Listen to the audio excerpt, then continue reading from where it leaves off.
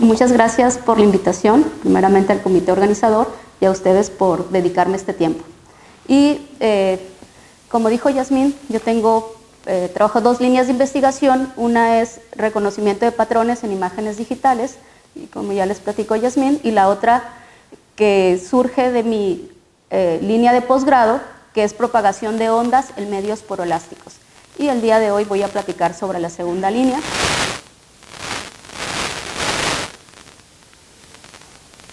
Y el inicio del estudio de los modos naturales de vibración de cilindros data de finales de 1900 con los trabajos de Pohammer y con Cree. Y ellos estudiaron cilindros, el caso más sencillo, cilindros con simetría axial y esfuerzos libres en la frontera. Para hacer este tipo de estudios, les voy a platicar a grosso modo qué necesitamos. Bueno, el impacto de estos trabajos iniciales fue tal que se continuaron los trabajos y las aplicaciones hoy en día son diversas y muy importantes tanto en el ámbito científico como en la ciencia y la tecnología. Y les voy a platicar primeramente algunas de las aplicaciones. Como ya comentaron, mi posgrado es en Ciencias de la Tierra, entonces las aplicaciones que yo hago son para casos geofísicos, y en este trabajo se presenta la caracterización de cilindros que son extraídos de los pozos petroleros, y lo que se intenta con las muestras que se toman o los datos de laboratorio es reproducir esos datos mediante un modelo matemático.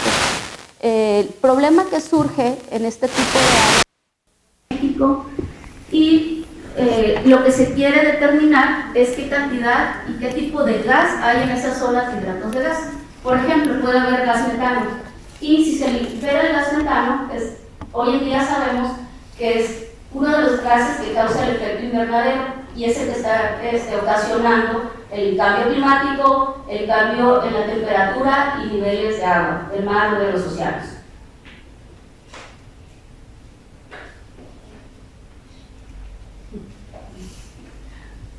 ¿Hace rato funcionaba? Sí, claro, hace rato sí funcionaba. Sí. No, a ver si quieres acerca un poquito, por favor. Ya, está. Tú me dices, sí. Otra de las aplicaciones es en el diseño de aeronaves. Se está estudiando cómo diferentes tipos de materiales poroelásticos atenúan las ondas, y eso es muy importante para hacer reducción de ruido en naves espaciales, en aviones y en automóviles. Imagínense que ustedes van en una nave aeroespacial y empieza a vibrar, y esta vibración genera demasiado ruido que es incómodo para las personas que van viajando. Si también entendemos qué tipo de material atenúa ondas para el diseño de automóviles, podemos tener automóviles más seguros al momento de los impactos. Estos materiales atenuarían la onda de choque.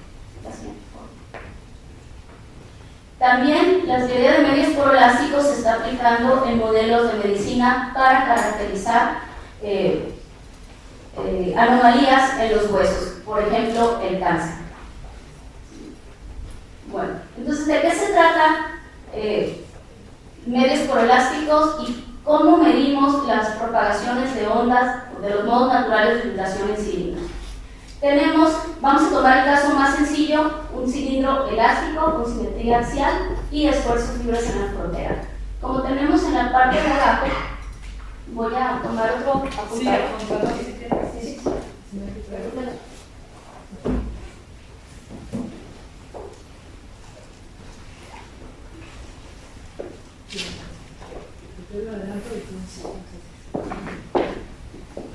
Disculpen las fallas técnicas, hace rato todo funcionaba perfecto.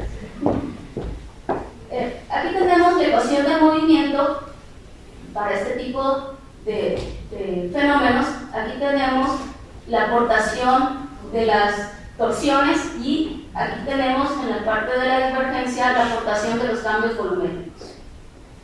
La siguiente, por favor.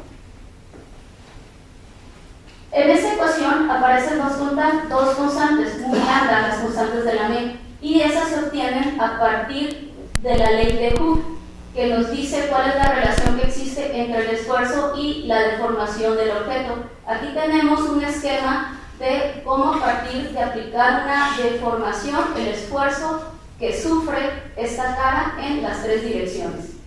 Y este tensor de rigidez por lo general tiene 81 elementos, pero si empezamos a simplificar el problema y tomamos un medio homogéneo e isotrópico, nada más la relación entre el esfuerzo y la deformación, aparecen dos constantes que son las constantes de lambda.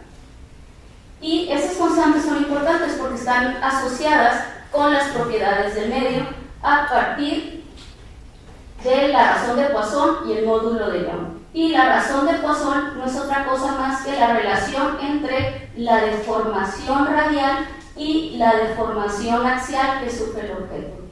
Y el módulo de Young es la relación entre la razón entre el esfuerzo y la deformación que está sufriendo el cilindro.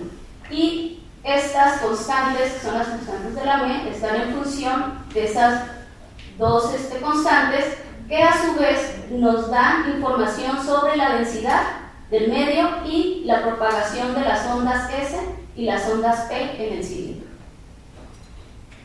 ¿Qué es una onda P y una onda S? Si tenemos que es la dirección en la que viaja el frente de onda o las partículas que componen el frente de onda, las ondas P tienen movimiento, el mismo movimiento en el sentido del frente de onda, por eso se les llama ondas compresionales. Y las ondas S viajan, la partícula viaja perpendicular al frente de onda, por eso se les conoce como ondas de cizallamiento, hacen este movimiento. ¿Sí, por favor? Bueno, entonces regresemos a la ecuación de movimiento. El desplazamiento consta de tres partes: el desplazamiento radial, el desplazamiento angular y el desplazamiento axial. Nos vamos a enfocar en el caso más sencillo, que son los desplazamientos torsionales.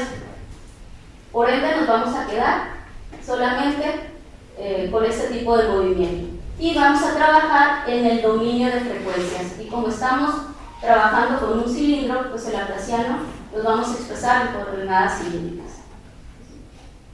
Y como tenemos simetría axial, el desplazamiento es independiente del ángulo. Entonces, aquí tenemos la ecuación de onda que tenemos que resolver si queremos conocer cómo se propagan las ondas torsionales en un cilindro homogéneo e isotrópico. Esta ecuación está más estudiada y esta es la solución general, en donde aquí tenemos la parte oscilatoria y aquí la parte de la amplitud. Y la amplitud está gobernada por la función Bessel del primer tipo y del primer orden. K es el número de onda axial y el argumento uno de los argumentos de la función Bessel tiene esta forma. Está en función de la frecuencia, de la velocidad de propagación de la onda S y del número de onda axial. Vamos a poner esfuerzos libres en la frontera. Esto significa que tenemos esta condición, y esta condición nos dice que tenemos que obtener la parcial con respecto a R de la solución. Y afortunadamente ya sabemos hacer esa operación. La derivada de la función de Bessel del primer tipo del primer orden está en términos de la función de segundo orden y de la función del primer orden. Esto lo ponemos aquí, hacemos las cuentas y llegamos a que la ecuación de frecuencias que gobierna este fenómeno tiene esta estructura. Y este número US, esta variable, es la que nos da la información de cómo se propagan las ondas torsionales en los cilindros. ¿Ya que sí? Okay. La manera estándar de resolver ese tipo de ecuaciones, de encontrar las raíces de la función Bessel, es utilizar una expansión asintótica que tiene esta estructura en términos de las funciones sinusoidales, y el argumento aparece en el denominador, sus potencias del argumento. Y esta expansión es cuando tenemos argumentos grandes. Ya que sigue, por favor.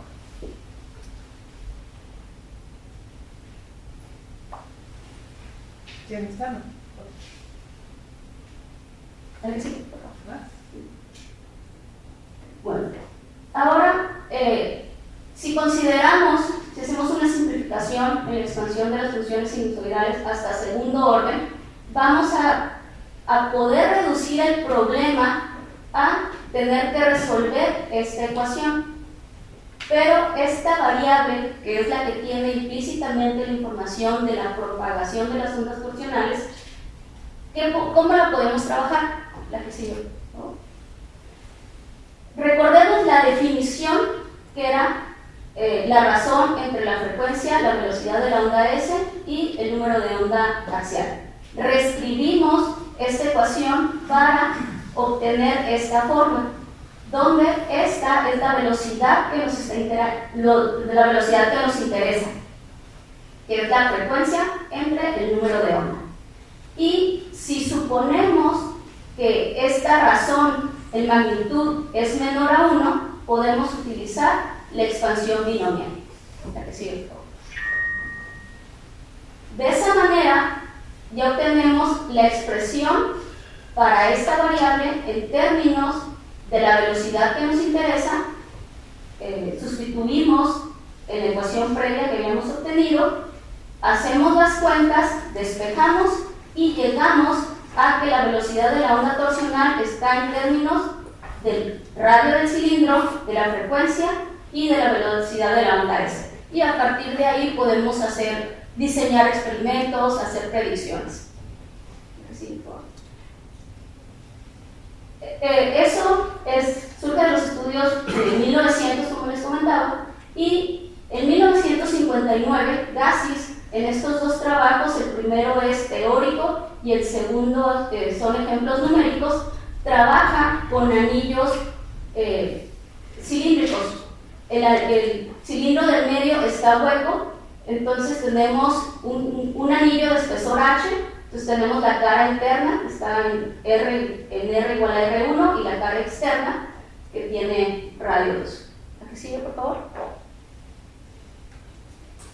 Nuevamente retomamos la ecuación del movimiento, pero como ahora tenemos un anillo que está hueco en el centro, se presentan en la solución general en términos de estas dos funciones, la función Bessel de primer tipo, de primer orden, y ahora aparece la función Bessel de segundo tipo y de primer orden. Hacemos el mismo procedimiento, aplicamos las condiciones de frontera de esfuerzos libres en ambas caras del anillo cilíndrico, y ahora la ecuación de frecuencias que tenemos que resolver tiene esta forma. Nuevamente aquí aplicamos la técnica, expansión para argumentos grandes para esta función, la expansión para argumentos grandes para esta función, hacemos el álgebra y vamos a llegar a una expresión de cómo se propagan las ondas torsionales para anillos elásticos con simetría axial, isotrópicos y homogéneos en términos de las propiedades del medio. Aquí sigue.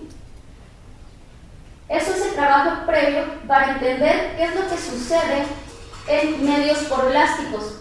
Para esto, ¿qué es un medio poroelástico?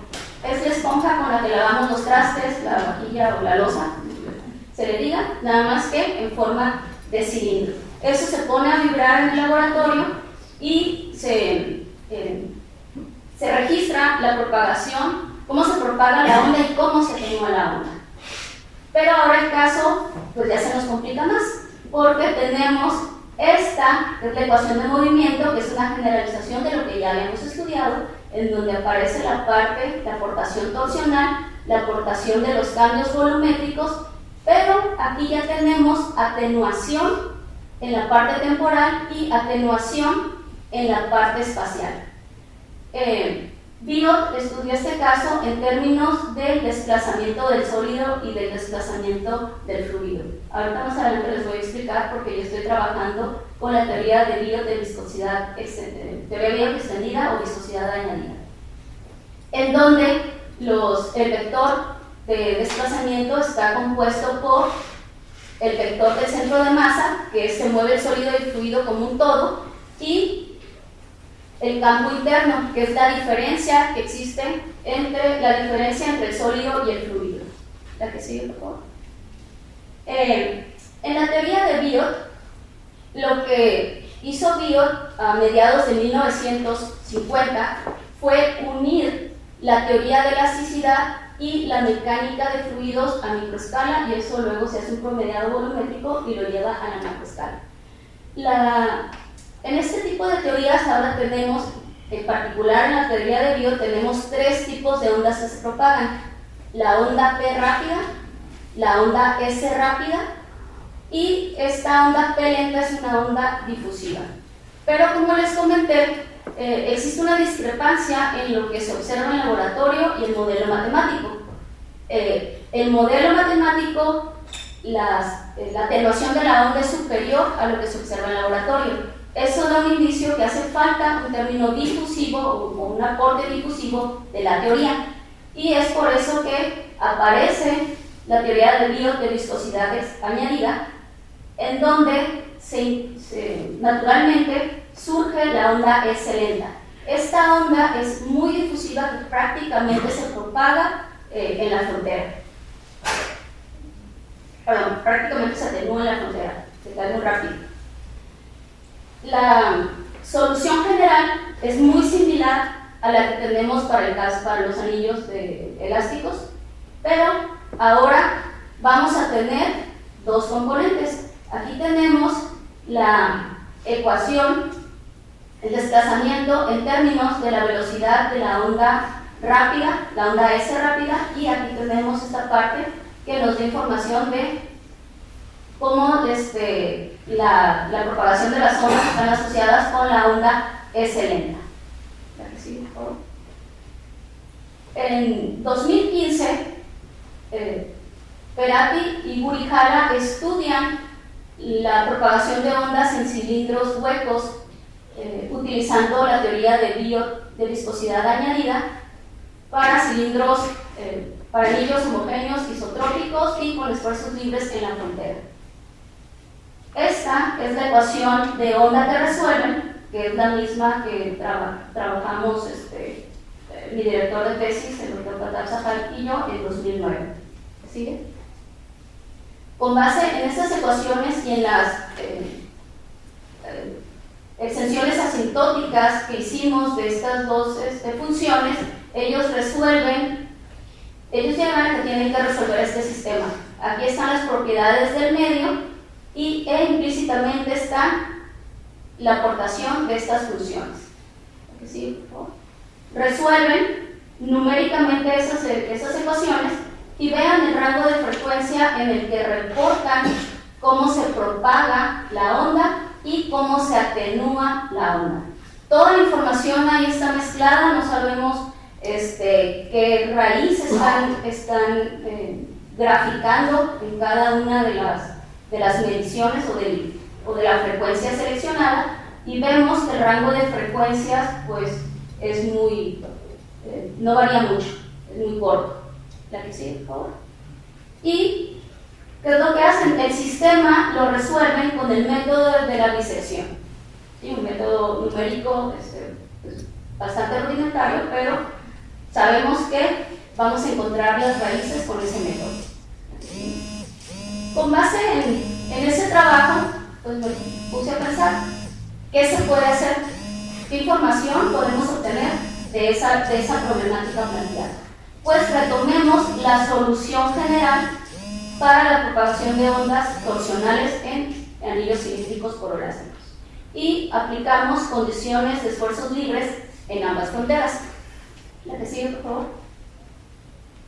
Pero en vez de tener toda la información en el sistema que se tiene que resolver, la información de la velocidad de la onda torsional, pues ya vimos que aparece en estas variables, en la cubeta 1 y en la cubeta 2, cubeta 2. Estas coeficientes ¿ves? Ahí es en donde está la información del medio, la densidad del fluido, la densidad del sólido, viscosidad, rigidez, etc. Entonces estas constantes nos dan la propiedad del medio. Resolviendo el sistema, utilizando desarrollo por cofactores, llegamos a que se tienen que resolver estas dos ecuaciones que son muy análogas a las que se resuelven en el caso elástico. La diferencia aquí que aquí obtenemos dos ecuaciones, una que está asociada con la velocidad de la onda S rápida y la otra que está asociada con la velocidad de la onda S lenta. Si recordamos, en la teoría de Biot no toma en consideración este tipo de ondas, este tipo de velocidades. Por ende, en 2007, Tahouddin y Shah, cuando resolvieron el problema, pero utilizando la teoría de Biot, nada más tienen esta ecuación. Aquí tenemos una extensión de ese trabajo al tener estas dos ecuaciones. ¿La recibe, por favor? Vamos a ver, como les dije, pues hago geofísica teórica, voy a tomar que el cilindro es una arenisca. Y en este trabajo es importante ir viendo cómo se van comportando las variables y las condiciones que ponemos bajo qué rango de frecuencia se cumplen. Y para esto pues tenemos que tomar en cuenta cómo se comporta la parte real de la velocidad de la onda S rápida. Y aquí vemos que para este tipo de materiales, geomateriales, y tengo cuatro casos. El cilindro de arenisca está relleno de agua, el otro caso de aire, el otro caso de aceite y el último caso de queroseno. Y vemos que para este tipo de medios, la parte real de esta onda siempre es mayor, mucho mayor que la parte imaginaria. Y eso nos permite hacer deducciones. Aquí sigue, por favor. Recordemos que esta variable es la que nos da información de cómo se propagan las ondas torsionales en este tipo de medios. Y aquí está la definición de la onda torsional que es de interés, que es similar a lo que tenemos en el caso elástico. Haciendo el mismo procedimiento, expansiones asintóticas de estas funciones para argumentos grandes, después de hacer algo de álgebra y tomando este criterio que la velocidad de la onda S entre la velocidad de la onda torsional en magnitud es menor a 1, llego a que tenemos esta expresión. En esta expresión dejé explícitamente la velocidad de la onda S, tenemos el espesor del anillo, la frecuencia y en estas constantes están las propiedades del medio. Entonces aquí en este trabajo ya tenemos una forma explícita de cómo se propagan de la ecuación de propagación de las ondas torsionales en anillos cilindros poroelásticos. La que sigue, por favor. Y pues tengo que verificar en qué rango de frecuencia se cumple el criterio aplicado para obtener esa ecuación. Aquí tenemos el criterio y aquí está el 1. Entonces observamos que esa ecuación es válida solamente para el rango de frecuencias ultrasónicas en los 4 casos de estudio. ¿La que sigue, por favor? Entonces, aquí tenemos la gráfica de la velocidad de fase normalizada con el caso de, no tengo el caso de la matriz seca sin ningún fluido. Y vemos que en el caso de cuando tenemos aire, tiene sentido lo que estamos observando en esta ecuación, porque prácticamente pues el aire es análogo al caso seco. Y aquí vemos que si hay una diferencia del caso seco, la atenuación es mínima cuando saturamos el cilindro con aire. Y estas curvas tienen sentido en lo reportado en la literatura para cilindros poroelásticos, de cómo se propagan las ondas torsionales. Y aquí tenemos la curva de la atenuación para los otros 3 casos. Y la atenuación tradicionalmente en este tipo de trabajos se reporta como como la razón de la parte imaginaria de la onda torsional entre su parte real. ¿La recibe, por favor? Bueno, pero en aquel caso pusimos el criterio de que esta razón fuera menor a 1. Ahora, ¿qué pasa cuando la razón es mayor a 1? También se logra obtener una expresión para el comportamiento de la onda torsional. ¿La recibe, por favor? Y pues graficando observamos que esa ecuación es válida para frecuencias subsónicas. ¿Sí, por favor? Y aquí como las ondas para frecuencias subsónicas prácticamente no tienen atenuación, para poder ver la diferencia entre los cuatro casos, aquí ya no utilizo la escala logarítmica, y aquí observamos que las ondas se propagan prácticamente igual para frecuencias subsónicas.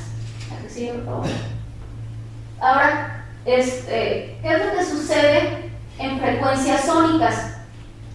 Todavía no tengo ese caso de estudio, pero muy probablemente pueda obtener información de esta región si en vez de tener en las funciones trigonométricas expansión hasta segundo orden, empiezo a incrementar la aportación de más órdenes, de más términos, y ver si aquí tenemos una curva continua. ¿La que sigue, por favor? Ahora, la diferencia de los trabajos previos a aparte de que tengo expresiones explícitas, aparece la aportación de la onda S lenta. Aquí tenemos, después de haber hecho el álgebra, tenemos la expresión, y este es el criterio que estoy utilizando para obtener esta expresión. Y recuerden que aquí estas constantes me dicen o están en términos de las propiedades del medio. ¿Sí? Hago la gráfica de la razón y observamos que la ecuación es válida para un amplio rango de frecuencias. ¿La que sigue, por favor? Y aquí tenemos la velocidad de fase, aquí no está normalizada, y aquí tenemos la atenuación. Y como observamos, en este caso, las ondas torsionales se propagan en frecuencias ultrasónicas, y para frecuencias anteriores a las sónicas hay demasiada atenuación. Esto es un indicio de que lo que se está reportando es correcto, puesto que teóricamente y experimentalmente ya se ha demostrado que la velocidad de la onda es lenta, la aportación es en frecuencias ultrasónicas. Entonces, para este tipo de áreas de estudio, pues lo que necesitamos saber es ecuaciones diferenciales, métodos numéricos, funciones especiales, física general, conocimientos básicos de teoría de elasticidad y de mecánica de fluidos, que es lo que aprendemos en una licenciatura en matemáticas aplicadas y físico-matemáticas. Entonces no son problemas muy complicados, son accesibles terminando la licenciatura. La que sigue, por favor.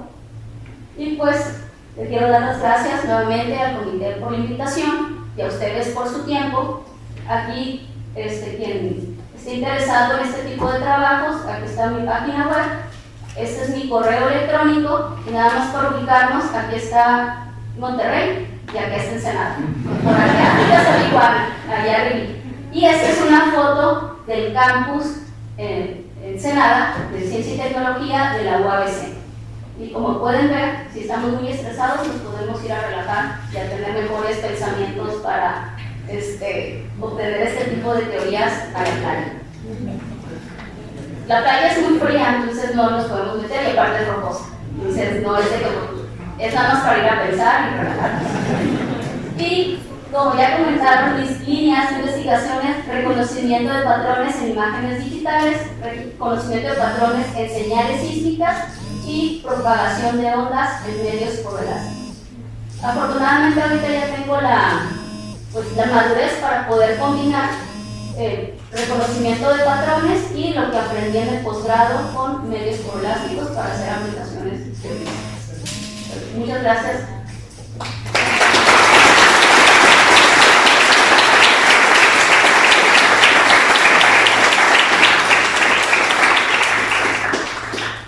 ¿Alguien tiene alguna pregunta?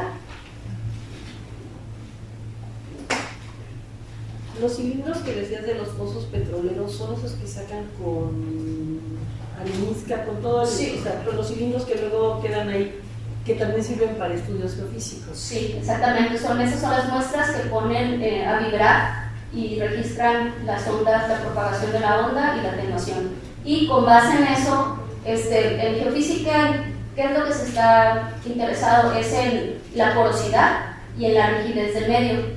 La porosidad pues, es ahí donde se almacena el fluido como agua, gas, petróleo. Y la rigidez de si rompemos, si el medio es muy débil, se rompe la trampa y se va el fluido. Es por eso que están interesados en entender cómo se comportan las rocas a través del registro de estas ondas. Gracias. ¿Alguna otra pregunta?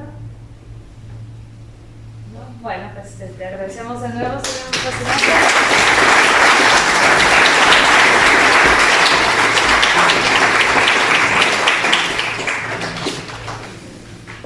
Mira, nombre del comité local es un vinito que aquí hace la universidad. Muchas gracias.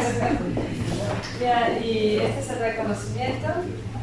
La Sociedad Matemática Mexicana otorga el presente reconocimiento a Selene Solorza Calderón por la presentación de su ponencia plenaria. Muchísimas gracias.